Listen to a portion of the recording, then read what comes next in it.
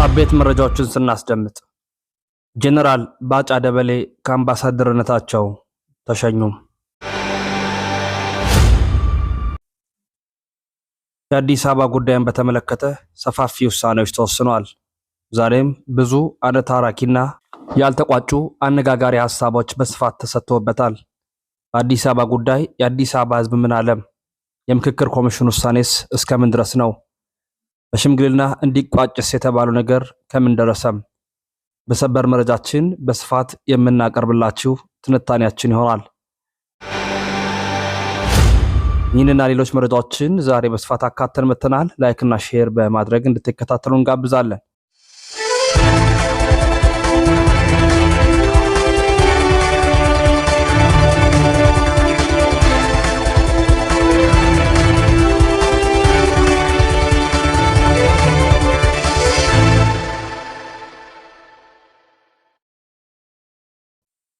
ጀነራሉ ተሸኙ። ጀነራል ባጫ ደበሌ ከአምባሳደርነታቸው ተሸኙ። ጀነራሉ በኬንያ ናይሮቢ የነበራቸውን የአምባሳደርነት ስራ አጠናቀው የሽኝት ፕሮግራም ተደርጎላቸዋል። አምባሳደር ጀነራል ባጫ ደበሌ መረጃዎች እንደሚጠቁሙት ከሆነ በከፍተኛ አማካሪነት ሊሾሙ እንደሆነም የተሰማ ይገኛል። ሰፋ ያሉን ትንታኔ ስንሰጣቸው በኬንያ የኢትዮጵያ ባለሙሉ ስልጣን አምባሳደር ሆነው ሲያገለግሉ የቆዩት ሙሉ ጀነራል ባጫ ደበሌ የ4 ዓመት የሥራ ዘመናቸውን በማጠናቀቃቸው በክብር ተሸኝተዋል።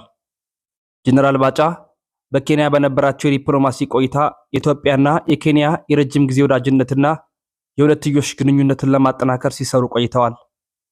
በቀጣይ መንግስት ጀነራል ባጫ ደበሌን በሌላ ከፍተኛ የኃላፊነት ቦታ ለመመደብ እንደሚፈልግ ምንጮች ገልጸዋል።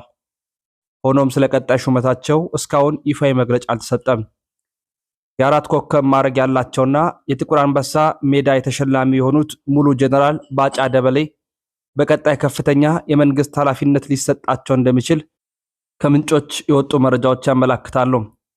በዚህ ጉዳይ ላይ ሌሎች መረጃዎችን አካተን በቀጣይ በስፋት እናቀርብላችኋለን። ከአዲስ አበባ ጉዳይ ጋር የተገናኘውና ዛሬም አነጋጋሪ የሆነውን መረጃ እስኪ እንስጣችሁ። የአዲስ አበባ ጉዳይ ከምን ደረሰም? አዲስ አበባ የኦሮሚያ ክልል መቀመጫነቷን በሕገ መንግስት እንዲደነገግ ምክረ ሐሳብ መቅረቡ ታውቋል። በኢትዮጵያ ሀገራዊ ምክክር ጉባኤ ሲከራከር በቆየው የአዲስ አበባ ጉዳይ ላይ የከተማዋ የኦሮሚያ ክልል መቀመጫነት በፌዴራል ሕገ መንግስት እንዲሰፍር የሚጠይቅ ምክረ ሐሳብ መቅረቡን ምንጮች ገልጸዋል። ከተማዋ ከኦሮሚያ ክልል ጋር የሚያኖራት ግንኙነት በተመለከተ ግን ኮሚሽኑ የመጨረሻውን የሚለውን ምክረ ሐሳብ ለመንግስት እንዲያቀርብ ማሳወቁን አንድ ምንጭ ገልጿል። በ8 አጀንዳዎች ላይ ከአንድ ወር ለሚበልጥ ጊዜ ሲያካሄድ የነበረው የሀገራዊ ምክክር ጉባኤ ቅዳሜ ነሐሴ 16 2018 የማጠቃለያ ስነ ስርዓቱን ማካሄዱ ይታወሳል። ከማጠቃለያ አስቀድሞ አርብ ነሐሴ 15 አመሻሽ 11 ሰዓት ከ30 ጀምሮ የመጨረሻዎቹ ምክረ ሐሳቦች 4000 ገደማ ላለው ተሳታፊዎች ጉባኤውን ማቅረቡን ቢቢሲ ዘግቧል። የመጨረሻዎቹ ምክረ ሐሳቦች እንደሚገልጹት ሐሙስ ዕለትም የጉባኤ ተሳታፊዎች ተሰብስበው የነበረ ቢሆንም በአዲስ አበባ ጉዳይ ላይ በተፈጠረው አለመግባባት ምክንያት የመፍትሄ ሐሳብ የሚያቀርብ ኮሚቴ እንዲቋቋም መደረጉ ይታወሳል። ይህ ኮሚቴ ከ12ቱ ርዕሳነ መስተዳድሮች፣ ከሁለቱ ከንቲባዎች፣ ከሀገር ሽማግሌዎችና ከባለሙያዎች የተውጣጣ ነው። ይህ ኮሚቴ ከትናንትና ጠዋት ሲመክር እንደነበር ለቢቢሲ የተናገሩት ምንጮች 9 ሰዓት ተቀጥሮ የነበረው ጉባኤ በተያዘለት ሰዓትም እንዳልተጀመረ ተነግሯል። ጉባኤው ከተጀመረ በኋላ ምክረ ሐሳቦቹ በአጠናካሪዎቹ አማካኝነት መቅረብ ከመጀመሩ አስቀድሞ በአዲስ አበባ ጉዳይ ላይ ተጨማሪ ሐሳብ እንደሚኖርም ገልጸዋል። ከአጀንዳ 1 ጀምሮ ምክረ ሐሳቦች ተራ በተራ መቅረብ ጀመሩ። አብዛኛው ምክረ ሐሳብ ከዚህ ቀደም 500 አባላት ባሉት ቡድን ላይ የቀረቡ ናቸው። ራሱን የተደገመው አንዳንድ አጀንዳዎች ላይ ግን ምክረ ሐሳብ እንደቀረበባቸው አስተውያለሁ ሲሉ ምንጮች መናገራቸው ይታወሳል። የፌዴራል ከተሞች በሚለው 7ኛው አጀንዳ ውስጥ ለሚገኘው የአዲስ አበባ ጉዳይ ላይ ከተወሰኑት የቃላት ለውጦች ውጪ ሐሙስ በቀረበው ምክረ ሐሳብ ላይ የተቀየረ ነገር የለም ሲሉም አንስተዋል። በአዲስ አበባ ጉዳይ ከቀረቡ ምክረ ሐሳቦች አንዱ አዲስ አበባ ራሷን በራሷ የምታስተዳድርና ለፌዴራል መንግስት ተጠሪ የሆነች ከተማ መሆኗ እንዲቀጥል ነው። አዲስ አበባ ከኦሮሚያ ክልል ጋር የሚያኖራት ግንኙነትን በተመለከተ ደግሞ በሕገ መንግስቱ ላይ የተደነገገው ልዩ ጥቅም እንዲሻር ምክር ሐሳብ ቀርቧል።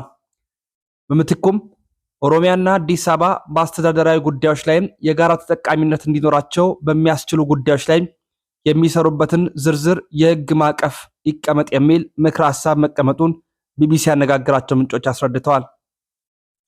የአዲስ አበባ የጸጥታ መዋቅር ራሱን የቻለና ተጠሪነቱን ለከተማው አስተዳደር እንዲሆን የሚለው ከምክር ሐሳቦቹ መካከል አንዱ መሆኑ ተጠቅሷል። ዋና የክርክር ምንጭ በሆነው እናም አዲስ አበባ የኦሮሚያ ክልል መቀመጫነት ከሕገ መንግስቱ ዕውቅና እንዲሰጠው የሚጠይቀው ጉዳይ ላይ ሁለት አማራጮች ቀርበዋል። ለዚህ ጉዳይ የቀረበው የመጀመሪያ አማራጭ የከተማዋ የኦሮሚያ ክልል መቀመጫነት በሕገ መንግስት እንዲሰፍር የሚጠይቅ ነው። ሁለተኛው ደግሞ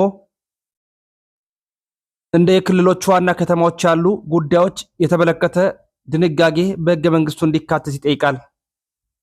የፌዴራል ከተሞችን ጨምሮ በሁሉም አጀንዳዎች ላይ የተጠናከሩ ምክር ሐሳቦች ከቀረቡ በኋላ ከኮሚሽነሮቹ አንዱ በሆኑት ዶክተር ዮናስ አዳዬ አለመግባባት በተፈጠረበት የአዲስ አበባ ጉዳይ ኮሚሽኑ ስለተከተለው አካሄድ ገለጻ በመስጠት ሐሳባቸውን መሰንዘራቸው ተነግሯል።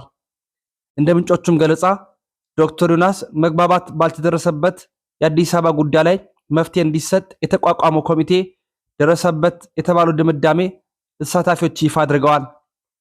የሽምግልና ኮሚቴ አዲስ አበባ የኦሮሚያ ክልል መቀመጫነቷ መረጋገጡ ተገቢ ነው የሚለው ውሳኔ ለኮሚሽኑ ማቅረባቸውም ይታወሳል። ቢቢሲ አፋን ኦሮሞ ያነጋገራቸው የሀገራዊ ምክክር ምንጮች አዲስ አበባ የኦሮሚያ ክልል ዋና ከተማ መሆኗ በፌዴራል ሕገ መንግስት ውስጥ እንዲደነገግ የሚጠይቅ ምክር ሐሳብ መቅረቡን ገልጸዋል። የኦሮሚያ ክልል ኮሚኒኬሽን ጉዳዮች ቢሮ ኃላፊ አቶ ኃይሉ አዱኛ በፌስቡክ ገጻቸው ባሰፈሩ ጽሑፍ ከቀረቡት ምክር ሐሳቦች አንዱ አዲስ አበባ የኦሮሚያ ዋና ከተማ በመሆን የሕገ መንግስት ዕውቅና እንድታገኝ የሚያደርግ ነው ሲሉ ገልጸዋል።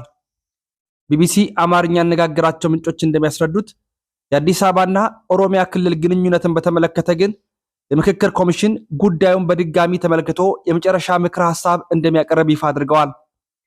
ኮሚሽኑ በአዋጅ በተሰጠው የመጨረሻ ምክር ሐሳብ የማቅረብ ስልጣን መሰረት ይህንን ሐሳብ ወስዶ ሌላ ቡድን አቋቁሞ ኮሚሽኑ ጉዳዩን ተመልክቶ ምክር ሐሳቡን ለመንግስት እንዲያቀርብ ተወስኗል። ትናንት የተካሄደው ጉባኤ በተመሳሳይ ቅሬታዎች ተነስተውበት እንደነበር ምንጮች ለቢቢሲ ተናግረዋል።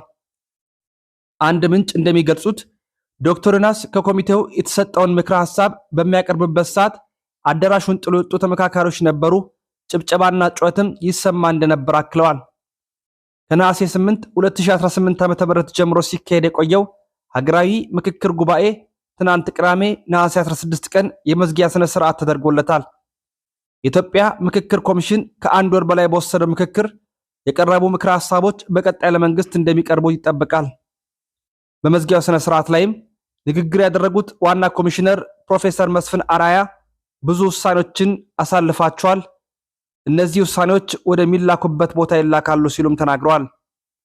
በዚህ ጉዳይ ላይ ሐሳባችሁን አስቀምጡ።